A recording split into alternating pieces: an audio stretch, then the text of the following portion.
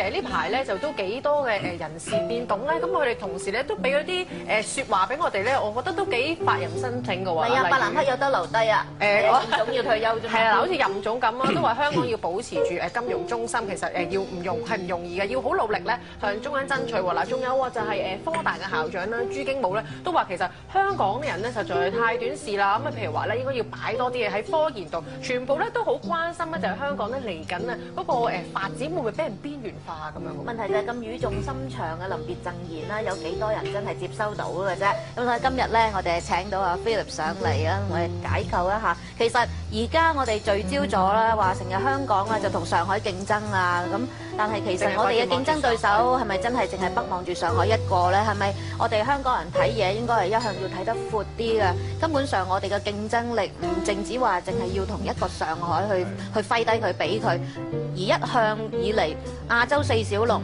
咁另外一個新加坡，咁佢哋舊年第四季嗰個經濟增長竟然咧係倒退咗16.9%，依家又迅速咁樣翻上嚟，反彈2成啊！係啊，咁樣係咪好快已經？即係我哋話究竟邊個復甦快啲咧？我哋係唔可以輕視呢個對手。係啊，佢又同我哋一樣好依賴出口噶嘛。其實我覺得咧，就我哋呢1年幾2年嚟咧，大家個注意力都在喺香港、上海嗰個。係啊，我就擔心螳螂捕蟬，應該黃雀在後。其實我就啱啱最近去完新加坡翻嚟，我以往就都去得幾多嘅，因為當我做銀行嗰陣時。因為銀行10年8年前嗰啲外匯交易台好多搬晒過新加坡。佢因為佢有優惠，咁我諗咧就係話，我哋以前成日咧香港咧就我哋作為喺同一個時區裏邊嘅金融中心嘅對手咧，主要就係新加坡，因為大家好多係相似，做英國嘅殖民地，大家都係一個好細嘅地方，都係有一個島，主要係個島。香港當然有埋半島，有埋新界啦咁樣。咁亦都係一個好多種族居住嘅一個城市。咁喺咁啊，亦都係自己本身冇呢個自然嘅資源嘅。主要係靠人才，同埋靠新加坡好過我哋一啲，佢就靠埋科技。咁佢哋主要係靠呢3方面，靠呢2方面人才同科技嘅發展。咁所以過往嚟講咧，我哋會睇得到，未曾講香港、上海嘅競爭時候，大家都睇住新加坡嘅。突然之間，而家好似呢年一個唔講新加坡，其實我覺得好危險。因為我今次去新加坡咧，我就令我有一個好深刻嘅印象啦。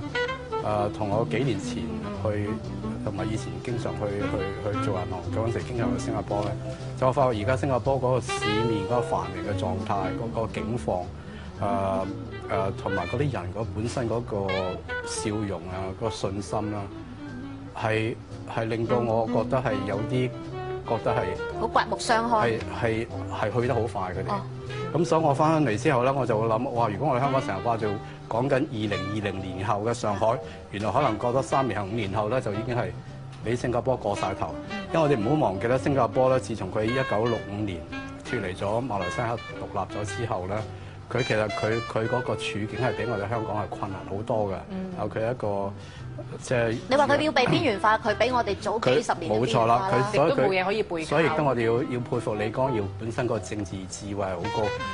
喺咁嘅情形之下咧，我哋覺得佢亦都因為即係亞視人，即係東協定東盟嘅中文譯做啦，呢個10個國家，佢已經係即係一個區域化咗嚇，因為區域化佢最初主要係諗住對抗呢個共產黨嗰個崛起，有個陣營，係個陣營去。但你發展到而家已經係處於一個好重要嘅亞洲嘅經濟體。咁不但止如此喎，我唔記得邊一年啦，好似幾年前嘅事咧，仲要加多3個國家。因為我記得我有一次去一個 seminar，突然間見到10+3咁樣，+3即係加3個，加邊3個？加中國、加日本、加韓國、加南韓，都冇加香港。咁如果成個亞洲本來佢係東南亞嘅，而家突然加埋一個東亞，加埋2個北亞，咁我哋香港夾喺中間，突然之間俾人好似邊緣化咗。其實喺一個亞洲區域嚟講啦，喺一個角度嚟講，香港根本係真係被邊緣化咗嘅。即係我哋一路成日講中國大陸個眼光放喺中國大陸嗰方面嘅合作，或者將來點樣發展，但係我哋係忘記咗原來喺東南亞喺呢個陣營裏邊咧，我哋已經係香港係真係被邊緣化咗。咁如果喺佢一個咁樣嘅組織之下咧，特別係因為新加坡佢本身係喺40幾年前咧，即係就算佢未曾獨立之前咧，都已經係一個好喺亞洲區嚟講啦，係一個好繁榮嘅城市。亦都因為係咁樣樣喺65年，即係佢63年馬來西亞就脫離咗英國獨立，到65年咧就新加坡獨立。喺2年裏邊嘅馬來西亞嘅政府就好驚新加坡呢個咁嘅城市，因為佢華人又多，又多啦，又強啦咁樣，所以驚佢就想話將佢嗰個人民行動黨咧係即係差唔多要擺脱。即係撳低佢咁，所以令到佢係壓制佢，令到佢自己要獨立出嚟。咁我哋睇得到咧，喺一個咁嘅情形之下，而家調轉頭咧，佢哋係非常之合作嘅嚇。包括以前佢哋好驚印尼，到而家咧係根本成個東協啊嚟到一個咁合作啦。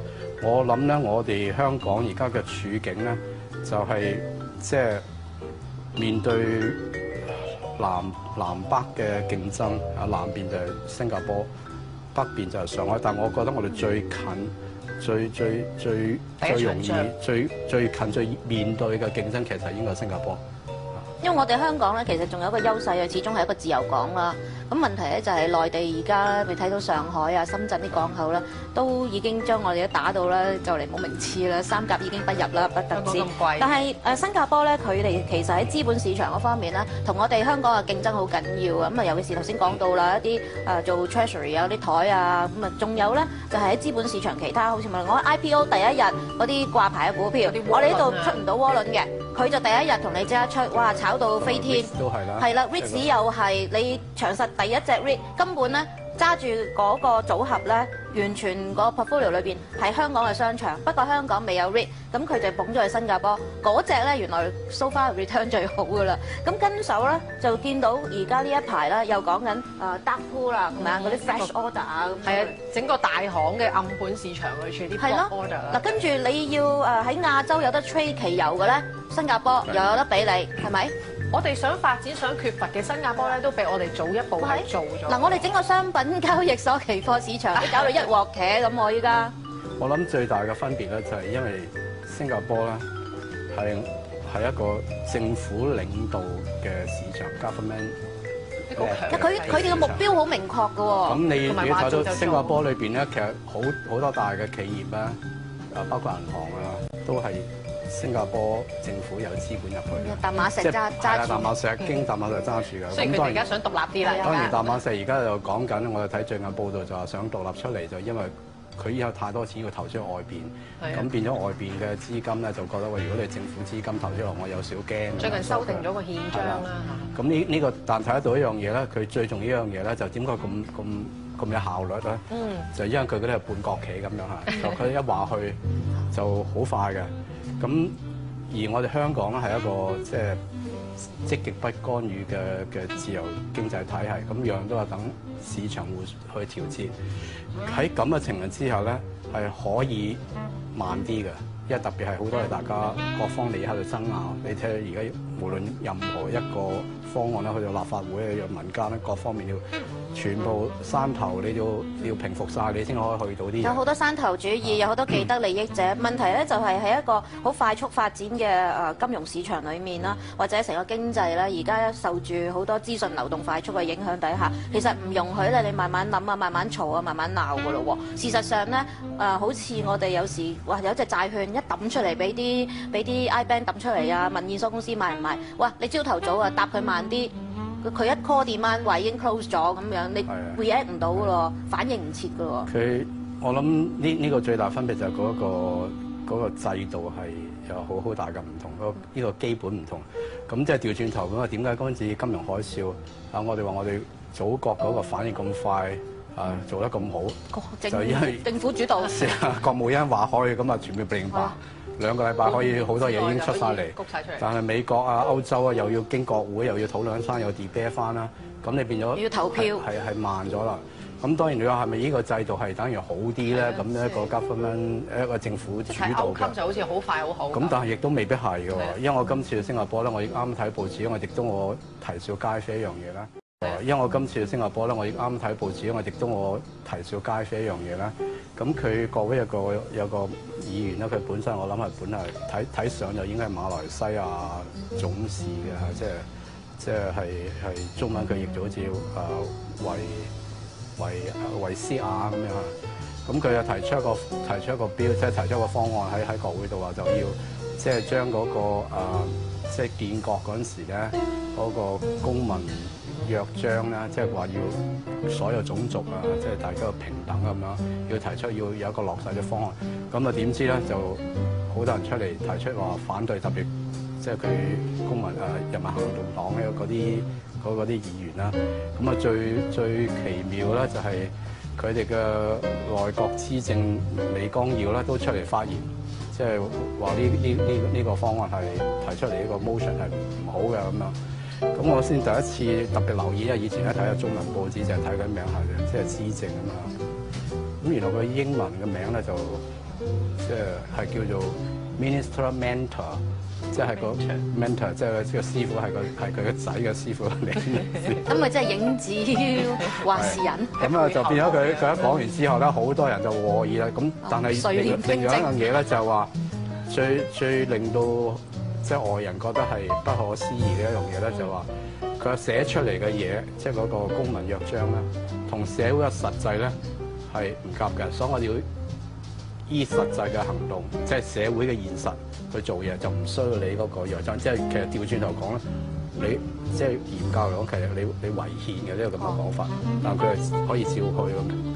咁亦都講下，因為佢嗰陣時點解咁樣寫落去啦？就因為1965年嗰陣時，佢哋獨立嗰陣時咧，為咗要即係佢又唔係討好，即係calm down或者令到平息當時嗰陣時個開國元勳維和呢個拉野納蘭啊，即係呢個因為佢馬來西亞，因為如果唔係佢，可能根本可以擺平馬來西亞嗰邊啲政府同埋嗰啲人嘅種族咁樣。咁所以為咗少少討好佢，就寫咗落嚟。咁實際上行動就即係嗰個社會現實就唔係咁，我哋跟社會現實去做嘢咁樣。咁我覺得呢樣嘢係好反映出呢個政府咧，即係我哋成日話係家長式嘅治理啦。凌駕於係啊，咁當然我哋嗰陣時學術性有一個講法咧，一個係一個 feudalistic capitalism， 一個封建式嘅資本主義嘅社會咁啊。老豆做完想你又細仔做咁啊。咁嗰個 point 咧就個問題就話，如果佢假設真係李家天下係有一日係冇人接班嘅話咧，咁佢新加坡嗰個政制會有咩變動啦？其實呢個係一個問題嚟。都可以賣個關子啊！嗱，不如咁啦，我哋轉頭翻嚟咧，再比較下香港同新加坡，睇下咧喺各方面我哋可以點樣應對。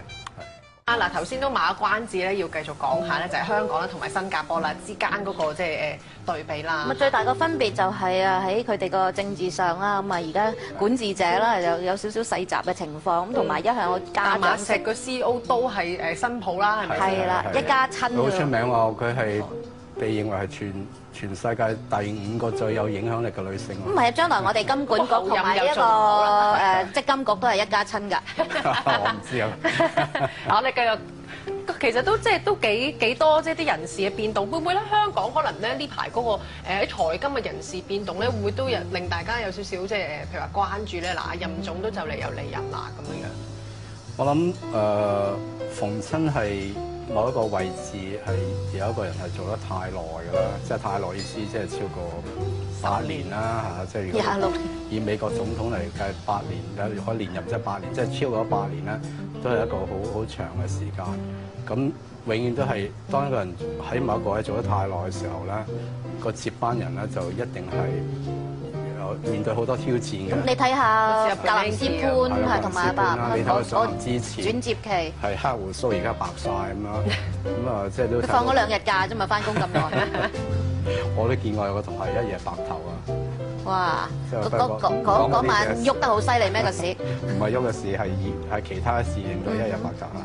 咁其實係即係當你係即係嗰個接班人係接一個上手做咗好耐嘅位啦，佢面對嘅挑戰好多啊，因為即係有好多嘢根深蒂固，你想改變啦，嗰個阻力係好大。咁如果你將嗰啲人事調走咗咁樣，邊個接手咧咁樣，亦都未必係咁容易喺短時間裏邊可以接到手。咁有個適應期啦，係有個適應期，有個磨合期啊，同埋個即係舊嘅同新嗰個協調啦，我諗都有問題。所以亦都剛才我講過，即係如果你新加坡李家天啊係冇咗接班人嘅時候咧，即係冇人接咗班嘅時候，佢擔唔心有個電源牆，咁個冇人壓得住場。咁個接，如果唔係佢李家第二個係接咗上嚟嘅時候咧，新加坡嗰個情況可能同而家係有唔同㗎啦。嗱，呢個可能會係即係譬如新加坡隱憂啦，但係如果我哋去比較啊，譬如話香港啦同埋新加坡咁啦，嗱香港咧一直嗰個債市咧都俾人話係發展得好慢啦，而家好似先喺起步點嘅，但係新加坡咧就已經係做得快過我哋好多啦。咁我覺得如果香港嘅強項咧，應該就暫時都淨係喺股票市場嗰度嘅啫。因為講多元化咧，新加坡咧就真係明顯。我諗冇錯啦，絕對啱你講啦。我諗如果喺個資本嗰個籌集嚟計啦，喺幾年嚟講啦，即係唔好講新加坡，就算你紐約、倫敦都唔夠香港嚟嘅，因為你國內咁多公司喺香港上市，咁多企業，咁多企業喺香港上市。只要國際咁但係如果你講到嗰個類別咧，新加坡根本係行得快過香港好多。頭先我哋講過呢個 REITs 啦，呢個外匯啦，期貨啦，資產管理啦，債券、資產管理、衍生工具啦，係添，仲有對沖基金啦，對沖基金係。佢全部佢知道自己本身係冇資源啦，係要靠外邊入嚟啦。咁你最容易入嚟嘅啦，即係一個咁細地方最容易入嚟嘅咧就係資金啦，俾啲資金人才啊咁樣。所以譬如我哋睇到新加坡嗰啲公務員個質素係好高嘅，因為我都以往都接觸過佢好多即係佢哋 MAS 嗰啲人咧，我都覺得佢哋第一佢哋好有自信。個質素都好高，唔係話我哋香港唔高，係佢哋真係好高。因為佢嗰種教育制度好優生化嘅，就係細個就係要訓練你呢班人咧成為精英，佢都係行精英制嘅。佢哋係精英制，係亦都對自己成為一個公務員係好自豪嘅。我覺得佢哋亦都做得相當落力嘅。即係有呢個文化。咁所以呢個同呢個李光耀佢最初直落嗰陣時提出個政策係個方向啦，係好。我記得我好細個嗰陣，啱啱中學畢業買咗本書叫李光耀嘅政論，就叫《新加坡之路》，佢1967年出版佢啦。咁我嗰陣時都睇過，我都覺得話因為嗰陣時唔係好識睇啦。咁後尾到大學啊，都我而家唔知擺喺邊本書。咁我見佢係好犀利，特別喺點樣擺平呢個種族之間嗰個問題。同埋嗰個語言，即係平衡各方嘅訴求。譬如好簡單一樣嘢咧，就話譬如新加坡嗰個即係 national language 啊，即係國家即係法定嘅語言，唔係法定嘅國家國語啊。哦，你覺得咩語言咧？國語，新加坡英文唔係馬來語。哦，但係咧，新加坡人咧好多都唔識馬來語嘅，但係佢都係喎，個個唔係講英文。但係英文咧。就係喺個喺行政方面嘅語言，即係 working language，即係喺政府啊同埋個工作。即係佢咁樣分開。咁然後咧，呢個中文啦，同埋呢個印度文咧、達米爾文啦、Tamil 啦，都係官方語言。因為呢4個種族咧係新加坡嘅主要嘅種族嘅成員嚟嘅，特別華人係最多，華人係佔75定7%咁多嘅。咁啊跟住馬來西亞人咧就好似佢哋話齋，一日之間由呢個主要嘅民族變咗少數民族，因為獨立咗之後變咗多數馬來人就變咗去翻馬來西亞嗰邊啊嘛。咁呢個種族嗰方面點樣擺平啊？嗰個好困難嘅。我記得嗰陣時佢都講過好多方法，係點解要將馬來西亞語係成為一個國語？佢最簡單嘅講法，因為最容易學咁樣嚇。咁喺佢喺人才嗰個培訓方面，佢都好注重，因為佢知道自己冇資源。佢如果我哋一個國家咁細嗰個島啊，得770個平方公里，你嘅資源一就向下掘，一係向上發展，一係就揾人，一係有人才，一係就科技。咁我哋睇得到咧，就係話佢除咗發展金融之外咧，其實新加坡嘅科技發展好，譬如我哋睇 IT 啦，比我哋香港係快好多嘅，先進好多嘅。就算而家我哋去到睇佢嘅用嘅嗰個 IT technology 咧，比我哋香港都係早咗啲。我哋香港都即係我見到有啲都係未係去到嗰個水平，未係咁去到嗰個做法。即係佢行得快，佢行得快啲。咁亦都見到點解嗰陣時即係就算認託都要走去新加坡先係嘛？咁佢 Charter Semiconductor 都係喺新加坡嗰邊。咁所以佢係好注重人才嗰方面培訓同埋嗰個喺個金融市場嘅資金嗰方面。所以我哋見到佢就算佢嗰個工作人口啦，係因為佢全個新加坡人口大約480萬嚟嘅，比我哋香港少咗即係200萬左右啊。咁但係佢係喺金融業裏邊嘅人口只係得佔佢成個 working force 嘅大約係唔夠7%，6點幾個 percent 咁多，咁多啫。咁佢 manufacturing 喺 technology 咧，嗰個人數係反而係雙位數嘅。咁我哋睇得到咧，即係話好似去翻科大校長朱經武講話，喂，如果你香港你嗰個 base 啊，佢用翻英文，即係個基礎係咁窄，一係就個經濟好得好快，一係就跌得好快，即係等於我哋投資。如果你個盤成日就所有錢你所有錢抌喺某一隻股票，如果隻嘭一聲起50%，你賺到笑。你顧住一隻，但係你一分散投資咧，即係更加平均咗啲，有啲起有啲跌。咁即係呢個係 concentration risk 啦。concentration risk。咁但係新加坡睇到咧，我哋會見到佢係比較分散咧，多元啲，多元一啲嘅。咁呢一方面，我諗香港真係要認真睇一睇新加坡，就唔好成日掛住，哎呀上海同我哋競爭，我哋點樣同呢個國內傾掂佢，等佢留翻啲嘢俾我哋，即係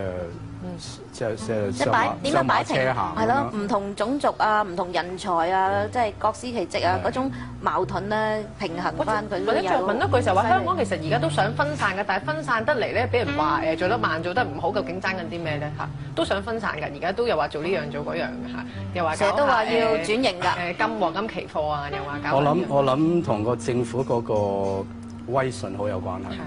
我覺得新加坡政府嘅威信係強到不得了啊！即係強政勵志，原來喺佢哋度發生。但係雖然我哋嗰邊噏，即係我哋又唔可以話佢獨裁，但係佢係政府個主導得好緊，但係佢本身嘅政制咧係用咗英國嘅政制，即係佢好清楚話用咗西敏寺嘅即係個政制去運作。咁當然實際上咧，佢個人民行動黨就已經一黨獨大都好緊要啦。咁呢個同以前嘅日本自民黨係一樣嘅情況啫嘛。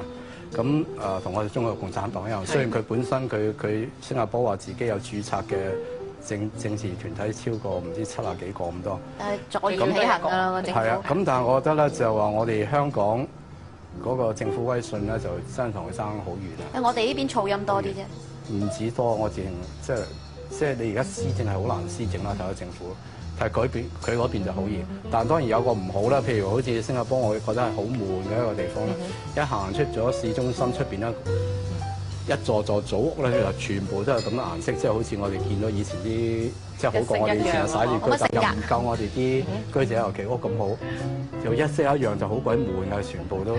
我諗佢都仲有 clubbing life 嘅。不過香港勝在就噼哩啪啦又嘈啦，同埋咧都算係幾有活力嘅。聽完咧Philip呢一班説話咧，睇下大家會有多少少嘅啟示，睇下你而家路向點樣咧去增強翻個競爭力。今日時間夠啦，傾住咁多先，拜拜。其實呢排咧就都幾多嘅人事變動咧，咁佢哋同時咧都俾咗啲説話俾我哋咧，我覺得都幾發人深省嘅喎。係啊，伯南克有得留低啊！任總要退休啫嘛。係啊，好似任總咁啊，都話香港要保持住金融中心，其實要唔容易嘅，要好努力咧向中央爭取喎。嗱，仲有就係科大嘅校長啦，朱經武咧都話其實香港啲人咧實在太短視啦。咁啊，譬如話咧應該要擺多啲嘢喺科研度，全部咧都好關心咧，就係香港咧嚟緊啊嗰個發展會唔會俾人邊緣化咁樣？問題就係咁語重心長嘅臨別贈言啦，有幾多人真係接收到嘅啫？咁所以今日咧，我哋請到阿 Philip 上嚟啊，我哋解構一下。其實而家我哋聚焦咗啦，話成日香港啊就同上海競爭啊咁，但係其實我哋嘅競爭對手係咪真係淨係北望住上海一個咧？係咪我哋香港人睇嘢應該係一向要睇得闊啲嘅？根本上我哋嘅競爭力唔淨止話淨係要同一個上海去揮低佢比佢，而一向以嚟亞洲四小龍咁另外一個新加坡，咁佢哋舊年第四季嗰個經濟增長竟然咧係倒退咗16.9%，依家又迅速咁樣翻上嚟，反彈2成啊！係啊，咁樣係咪好快已經即係我哋話究竟邊個復甦快啲咧？我哋係唔可以輕視呢個對手。係啊，佢又同我哋一樣好依賴出口噶嘛。其實我覺得咧，就我哋呢1年幾2年嚟咧，大家個注意力都在喺香港、上海嗰個。係啊，我就擔心螳螂捕蟬，應該黃雀在後。其實我就啱啱最近去完新加坡翻嚟，我以往就都去得幾多嘅，因為當我做銀行嗰陣時。因為銀行10年8年前嗰啲外匯交易台好多搬晒過新加坡。佢因為佢有優惠，咁我諗咧就係話，我哋以前成日咧香港咧就我哋作為喺同一個時區裏邊嘅金融中心嘅對手咧，主要就係新加坡，因為大家好多係相似，做嘅英國嘅殖民地，大家都係一個好細嘅地方，都係一個島，主要係一個島。香港當然有埋半島，有埋新界啦咁樣。咁亦都係一個好多種族居住嘅一個城市。咁喺咁啊，亦都係自己本身冇呢個自然嘅資源嘅，主要係靠人才，同埋靠新加坡好過我哋一啲，佢就靠埋科技。咁佢哋主要係靠呢3方面，靠呢2方面人才同科技嘅發展。咁所以過往嚟講咧，我哋會睇得到，未曾講香港、上海嘅競爭時候，大家都睇住新加坡嘅。突然之間，而家好似呢年一個唔講新加坡，其實我覺得好危險。因為我今次去新加坡咧，我就另外有一個好深刻嘅印象啦。同我幾年前去，同埋以前經常去做銀行嗰陣時，經常去新加坡咧，就我發覺而家新加坡嗰個市面嗰個繁榮嘅狀態，嗰個景況，同埋嗰啲人本身嗰個笑容啊，嗰個信心啦，係令到我覺得係有啲覺得係好刮目相看，係去得好快佢哋。咁所以我翻嚟之後咧，我就會諗，哇！如果我哋香港成日話就講緊2020年後嘅上海，原來可能過多3年後、5年後咧，就已經係比新加坡過晒頭。因為我哋唔好忘記咧，新加坡咧，自從佢1965年脫離咗馬來西亞獨立咗之後咧，佢其實佢嗰個處境係比我哋香港係困難好多嘅。有佢一個即係你話佢要被邊緣化，佢比我哋早幾十年冇錯啦，亦都冇嘢可以背靠。所以亦都我哋要佩服李光耀本身個政治智慧係好高。喺咁嘅情形之下咧，我哋覺得佢亦都因為即係亞視人，即係東協定東盟中文譯做啊，呢個10個國家，佢已經係即係一個區域化咗嚇，因為區域化佢最初主要係諗住對抗呢個共產黨嗰個崛起嘅，有個陣營，係個陣營去。但你發展到而家已經係處於一個好重要嘅亞洲嘅經濟體。咁不但止如此喎，我唔記得邊一年啦，好似幾年前嘅事咧，仲要加多3個國家。因為我記得我有一次去一個 seminar，突然間見到10+3咁樣，+3即係加3個，加邊3個？加中國、加日本、加韓國、加南韓，都冇加香港。咁如果成個亞洲本來佢係東南亞嘅，而家突然加埋一個東亞，加埋2個北亞，咁我哋香港夾咗。